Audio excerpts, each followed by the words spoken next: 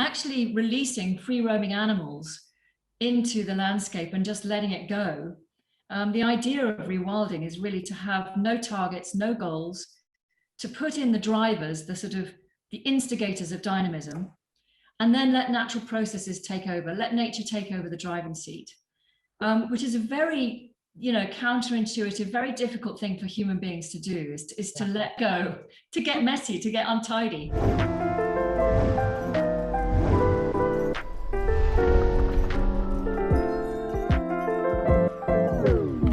Where are you and how many acres are we talking about, and where? Where in the world are we? We're about an hour's drive south of London, about 15 miles from the coast, and we are in West Sussex, and it's a 3,500 acre estate, 1,400 hectares. We moved to hectares now in Europe, so 1,400 hectares. With difficulty.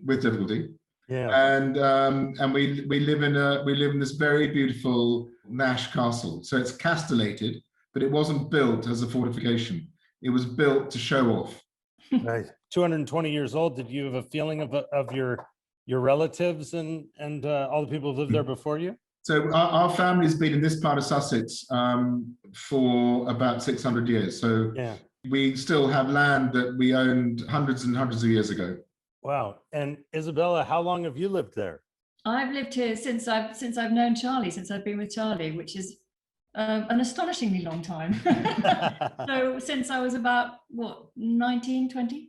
Before you made this big change to the land, what was the use of the property? So I was farming for 17 years, running the farm as well as the estate. It was a mixed farm, so it was dairy and arable, so wheat and barley and oats and oilseed rape, that sort of thing. And we also had beef, and we also had sheep. So it was a very mixed farm, but it was commercial enterprise. It was a intensive farming. A big intensive farm, yeah. Did you enjoy the time when it was strictly a farm? That's a good question. It's an interesting one. I mean, when it all went well and it wasn't too painful on the bank account, it always felt quite good, because if your crops were growing well and you were producing lots of commodities and you were selling, it all felt quite good. But that didn't happen very often, no. Right. Because you made quite a dramatic change to the land. So did the feeling come on gradually that you wanted to try something different? How did the idea sort of come about? Well, we got to a stage when it just didn't look like we could carry on what we were doing. We're on very poor agricultural land. So the land is, if you can imagine, 320 meters of clay cap over a bedrock of ironstone and limestone. And this 320 meters of clay cap. In Britain, we grade our land to what sort of crops you can produce. And it's a sort of grade 3, grade 4 agricultural land, which is very poor. So there's not many options open to you what you can produce and what crops you're going to produce.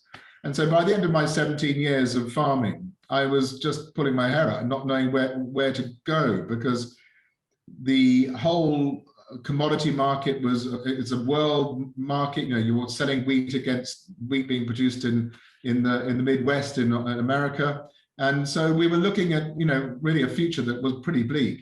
So we then thought that we might do something different. And the something different was about nature. Was the reason that the land was graded 3 or 4, was that because it had been used for 220 years for farming, or was that just because that's what the land is? That's really what the land is. I mean, I think we probably have impoverished it over hundreds of years, but it really was only intensively farmed since the Second World War, during the Dig for Victory campaign, when every inch of land was ploughed up to try and feed a starving nation. Mm-hmm. But this land was never really cut out for modern agriculture. As Charlie says, it's this very heavy clay, which in winter is just like unfathomable porridge. And sometimes you just can't get heavy machinery onto the land for 5 or 6 months a year, which means that you can't compete, you can't do what other farmers are doing on lovely free draining soil. And then in the summer, it can bake as hard as concrete. So at the moment on farms around us, you've literally already in the spring seeing these massive cracks opening up because we've had no rain for several months. So it's unforgiving stuff, and it's just not cut out for modern agriculture. It's really marginal land. After 17 years, you decide you want to do something different. How do you go about deciding what you're going to do? If you and for like 15 of those years, are you reading about a different way? Are you thinking about it? Does it come to you, Isabella? Does it come to you gradually? Like, you know, what you're pulling your hair out, but what's the change you're thinking about? Well, I mean, I think it was really Charlie's decision, so he should probably talk about it. But it was really an economic decision. It took 17 years, I think, of trying absolutely everything to make this farm economic, and realizing that it was never going to happen on this soil. Once Charlie, I think, had made the brave decision to stop farming, because it was a brave decision, because it went against, you know, the sort of literally ingrained kind of DNA of his family. And our neighbours, you know, the sort of mindset of how the British landscape should look, you know, it should be managed and controlled and productive for food. Once we'd made that decision to stop farming and cleared our debts by, you know, after 17 years, we had £1.5 million worth of borrowing. So we managed to clear that through selling our dairy cows and the farm machinery and selling our milk quota. And that was incredibly freeing, because, you know, if you're in a failing business, I think you're very blinkered. You know, you're looking at how to survive the next week, the next month, the next year. You're never thinking outside the box and objectively and imaginatively. And so just being rid of that burden of being strapped to this kind of ideal of farming meant that we could look around. And that's really when Charlie came across this amazing Dutch ecologist called Frans Vera. Back in the mid-90s, there was a sort of a beginning of a movement created by this guy called Frans Vera. He's a scientist, he's a Dutch scientist, and he wrote this hypothesis called grazing ecology and forest history. And what he was saying was so radical and so different. And yeah, there it is. It was you know, fresh and new, and it made complete sense to me. And it was about putting back in the modeling. So the scientists up until Vera were modeling European systems, ecology, without animals in it. And what Vera did is he modeled forward, looking at what the ecology might be with animals in it. And that was a real eye-opener, because, you know, I'd spent a lot of time in Australia and Africa, living in big systems with big animals, and in Europe they ignored the animal, you know, the grazing and browsing animals in our landscape. And so that was a real eye-opener for me. And we got to know France, and then it all sort of kicked off in Britain, his work around 2000, when his work was published into English. And then there was a huge sort of wave of interest from the scientific communities about his work. You know, we've forgotten in Europe about the huge numbers of megafauna we would have had that would have been disturbing vegetation, creating all this opportunity for habitat complexity. We've forgotten about all the wild boar, the aurochs, which is the ancestor of the cow, the tarpan, the ancient horse, bison, you know, 5 different types of European bison. We've forgotten about elk, about reindeer. All of these would have been in Britain. Beavers by the millions. And we've forgotten about them and how they would have driven our landscapes. Very much in the same way that, you know, we've forgotten about the, whatever it is, 30 plus megafauna species that, you know, were lost to North America, and what your landscape is like without them. So it's a really interesting idea about how you put these megafauna back in the landscape, and the way they disturb the ground, the way they trample, trash trees, open up vegetation, the way they transport seeds across the landscape, huge distances, their dung, their urine, how that restores the soil, how they transport nutrients across landscapes. That all brings habitat back to life again. It's like pulling a glider back up into the sky so it can fly. Amazing things start to happen. You two decide that you're going to shut the farm down. You don't even decide that you're going to do something different with it. The first thing you decide is just like, we want to clear our debt and just be done with this burden of being on this hamster wheel. So how long does that all take? So we closed down the operation. We then had a direction of travel, because we met Vera, and his ideas, you know, were taking hold within us. And so we started to make the changes to our land. In Europe, there's a lot of grants for these sorts of environmental grants to make changes. So you're sort of then talking to the officials and working with them on what could be possible and how, you know, what to do. Was this like an anomaly? I mean, you're coming from a very traditional sense of farming, and now you're doing something ultimately which seems radical. Maybe it isn't, but where, you know, do people have any, do they understand if you have to go to the government and get the grants, was there precedent? No, I mean, I think we really were the first to try it in lowland Britain, and you know, it was very problematic. I mean, we got some initial grant funding from the government to restore the sort of traditional parkland around the house, and that was very freeing because that began us on the journey, as it were, and we began to see how exciting it would be to have this kind of thing rolled out across the whole estate. We were suddenly hearing insects and seeing birds coming back. Our land sprung to life in a way that we didn't even know we were missing. And so suddenly we thought, well, this could be very exciting as a project, but actually releasing free roaming animals into the landscape and just letting it go. The idea of rewilding is really to have no targets, no goals, to put in the drivers, the sort of the instigators of dynamism, and then let natural processes take over, let nature take over the driving seat, which is a very, you know, counterintuitive, very difficult thing for human beings to do, is to release control. No control. To let go, to get messy, to get untidy. And so I think not only the policymakers and the funders found it difficult to get their heads around, you know, they wanted goals and targets. They wanted computer modeling to know what the outcomes would be. And we were saying the whole point of rewilding, of letting nature evolve, is we don't know what the outcomes are. You know, we hope that it'll be more biodiverse. That's as bold as we can be. But what comes back, we have no idea. So in the beginning, like you decide you're going to rewild, you do a little experimentation around the house. Now you say you're going to let some species go. So what kind of, like, so what do?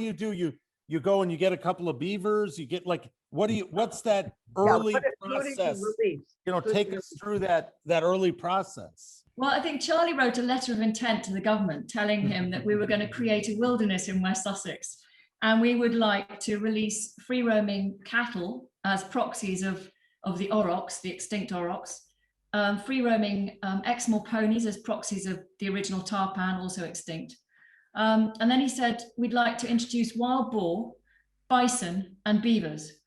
And I think those three B words. And what happened when you got that letter back? You know, I think enough to send the civil servants screaming for the hills. Right. We heard that the letter had been posted on one of the internal boards, and I guess people walking past were shown it and so, you know, throwing darts at it.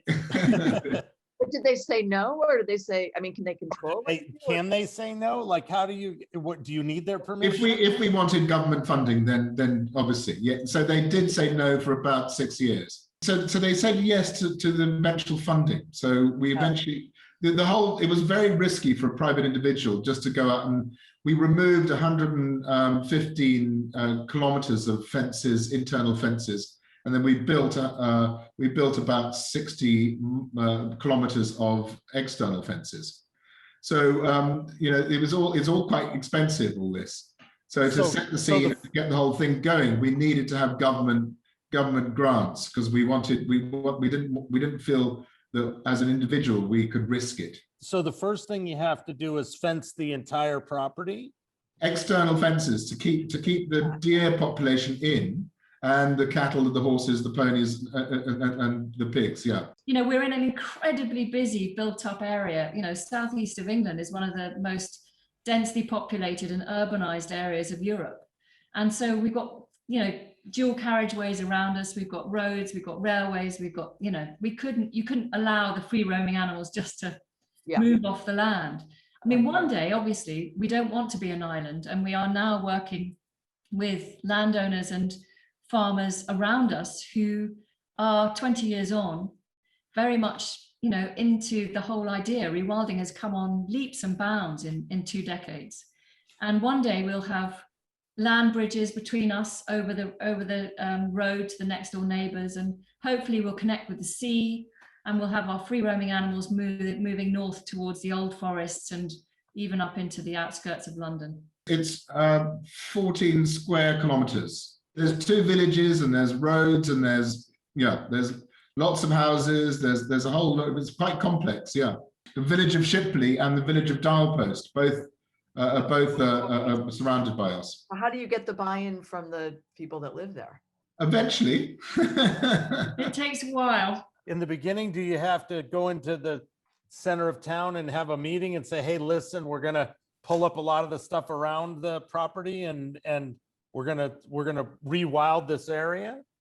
We did in the beginning. We tried to get sort of community, kind of buy-in at least, or understanding of what we were doing, that we weren't being completely mad or irresponsible.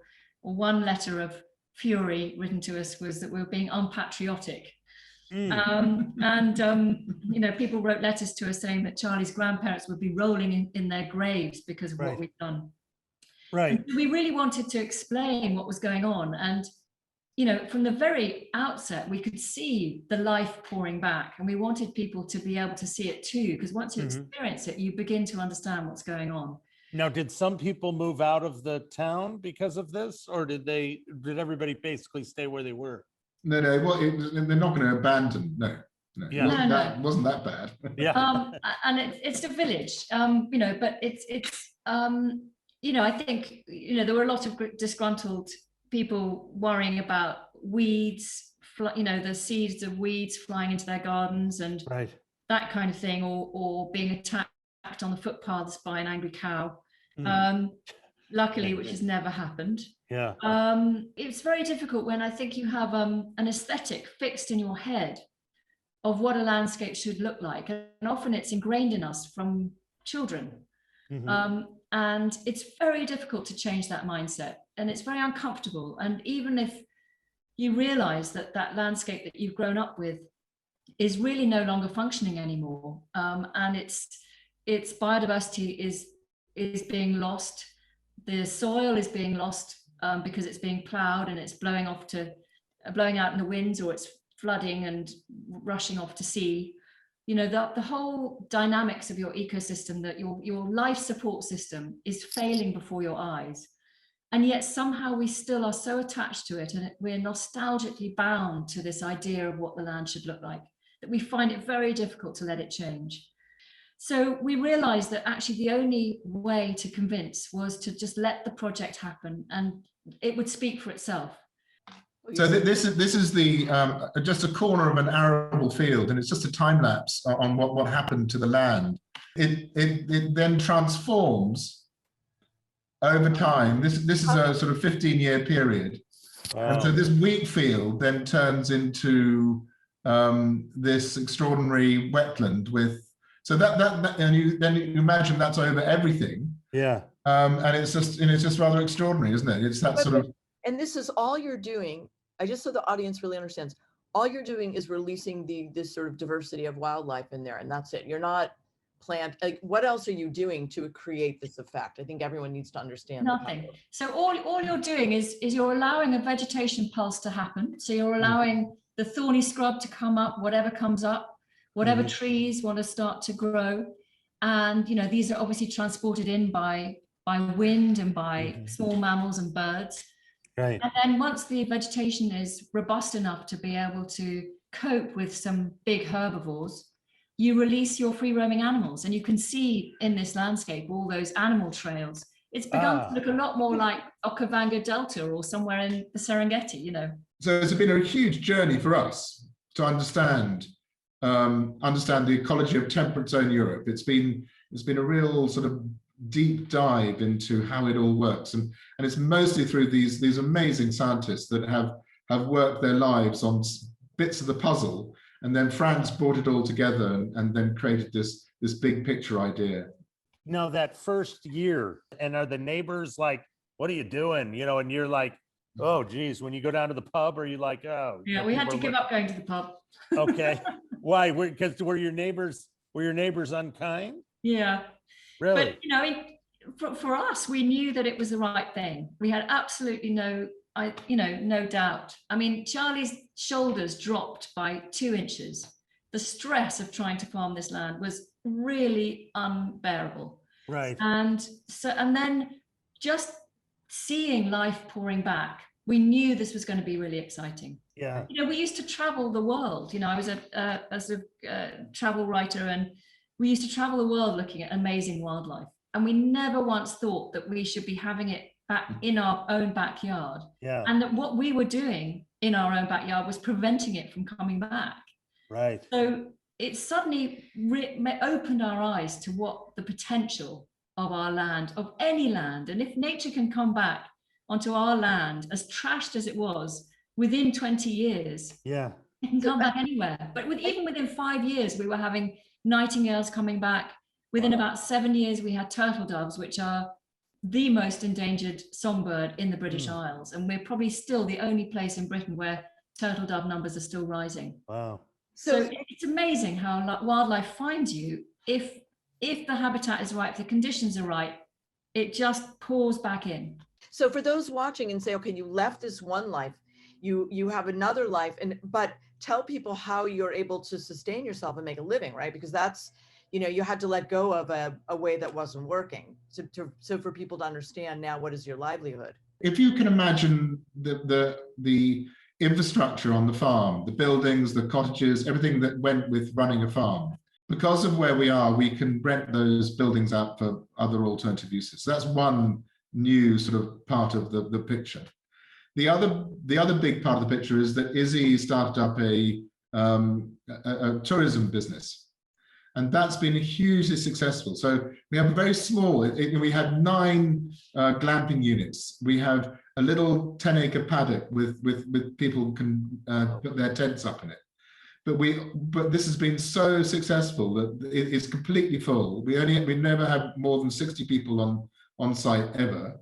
And we don't want to get any bigger. We want to keep it small. And then we take those people on safaris. And safaris, we've used the word safari. I mean, in Sussex. I just want everyone to understand. A safari in Sussex. And what's wonderful about the safari is that actually, when you have animals, big animals in landscapes, and they're creating all these tracks and this scrub and this, you know, it is a safari. And okay, you're not looking for a tiger or a leopard but you are looking for these animals, and you're on a journey. And the guides that we have are really fantastic ecologists, and they know everything, and so you learn huge amounts from them. So that's been another really big part of it. But also, we do have these European grants for environmental grants, which we do get as well. So actually, we now no longer lose money, and we actually make money. So it's the first time on this sort of land that we've been profitable. In the absence of apex predators, and also because you want to keep the stocking levels very low, so that the vegetation, you know, has a chance. It doesn't get completely overgrazed. It doesn't turn into kind of ubiquitous grassland. But equally, if you have too few animals, it will turn into closed canopy woodland, which is again very species poor. So you want this kind of dynamic battle going on between animals disturbing and vegetation growing up. And that creates this amazing mosaic of habitats. So you need to keep the number of animals quite low. And so we cull them, you know, we produce amazing meat off the project. So about 75 tons of meat a year of beef and pork. And do you want to show one of our pigs? Can I show you one of our pigs? Definitely. We want to see, does the pig have a name? But also, more importantly, you as animals. No, the pigs don't have a name, right? They're wild. Yeah. Oh, okay. Rewilded. But I think what you're saying is we as animals are doing your part as well. You're playing the role, right? Wow, look at these happy animals. They're gorgeous. But they know. Now, is that in that picture before? Is that a platform to go and look at nature? Yeah. So we've put up, because we're very flat land, we've put up 6 platforms so people can climb up high and get a really good panorama. Right. Oh, look at the babies! Wow. So how old is the big one? Okay, how old is he? They get to about 19, 20 years old. So some have been with you since the beginning? Yep. Wow. Now, how did you decide which species you would put on the land originally?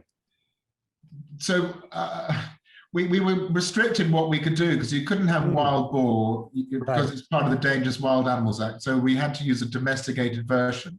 Right. And the Tamworth pig is our oldest domesticated pig in England. And so we use that. And then we've got the red deer, and this is fallow deer, this is red deer, and then fallow deer are the sort of the big hitters, the big browsers in our landscape. And they are sort of controlling and stopping the whole site turning into closed canopy woodland.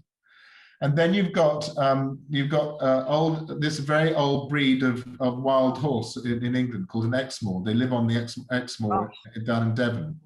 Wow. And these horses are mountain horses, and they're wonderful creatures. Yeah. They have amazing herd structures, and they're just great. They're just great creatures. Now people in the village would object to these animals running around? Not anymore. I think what Izzy was describing was the change. Everyone is fearful of change. Right. So these are our longhorns. They're nothing to do with the Texas longhorn. It's a different breed altogether. But these are the old English longhorns that we have. Yeah. And they're an old breed, and they don't mind eating lots of other things other than just grass. And so they're really, built for our environment and our landscape. Now, Izzy, why glamping and not just regular camping? We do both. So we have 9 very swanky glamping units, kind of tree houses and shepherds. Yes, he wants to come to, Well, I'd only do the glamping with the internet and the electricity, the fire pits. I'll do the other one. Exactly what we do. So we have that, and then we have a field where you can pitch your own tent, because we didn't want to be completely exclusive. We wanted to kind of model it on that sort of atmosphere you get in an African camp. Mm-hmm. Right. So you never feel overwhelmed by people. You feel like you're in the middle of nature, and you're listening to owls hooting through the canvas above your head. You're hearing nightingales. You're woken by a dawn chorus. Now, how long did it take for the owls to come back? We have all 5 UK species of owl here, which is amazing. Not long. So do you have a lot of birders come and try and check out what's happening we have enormous amount of sort of birders, bird interest, incredible photographs taken all the time. But particularly during lockdown, I think NEP has become a magnet for people. We've had 10 times as many people walking our footpaths during lockdown once the restrictions were released, because of that need to connect with nature again. Now, are there kids who are living in the inner city, but they get to come up here and walk these paths and get in touch with something they don't get in touch with very often? Yeah, we certainly found that during COVID, that we've been getting a demographic of people who really never visit the countryside usually. And it's absolutely amazing. They're usually coming in completely the most inappropriate footwear. They lose their shoes in puddles. But it's amazing, that sort of connection and the excitement of families who have just never seen anything like it. And I think that's the power of NEP, because you can go to a park or a green space and think you're in nature, but actually it can be a biological desert. It can be nothing. And once you've been to NEP and you've heard that surround sound of insects and birds and roaring fallow deer and stags, and you go away into the rest of the landscape and you realize there's something missing. So it changes your baseline in the opposite direction. It makes you yearn for more. Do you see people in Sussex becoming environmentalists because what they see on the farm? Do you see people converting to thinking about some of the larger issues because they can see it in action, and living with nature is better than obliterating it? So we've got around about 60,000 acres that have signed up to do the similar sorts of projects as ours. And huge interest, an amazing movement has been started. Because Europe is so densely populated and has been so managed for many millennia, it's demonstrating in a way how humans can live alongside wildlife again. In Germany, they've got more than 60 packs of wolves. We've got more wolves in Europe than, I think, twice as many, 2.5 times as many as you have in North America. Mm-hmm. We've got 10 times as many brown bears, which are a cousin of your grizzly. And these are living in densely populated areas. So it is really exciting, because I think it shows the future of the planet, that we can coexist. So for all of you watching, please, this is the future. These people are taking us into with a way forward. I mean, that's the thing that's so remarkable of what you're doing. Thank you so much. Thank you very much, you guys. Really Wonderful. appreciate your time. Thank you. Great Jesse, to meet Priscilla, you. Yeah. lovely meeting you.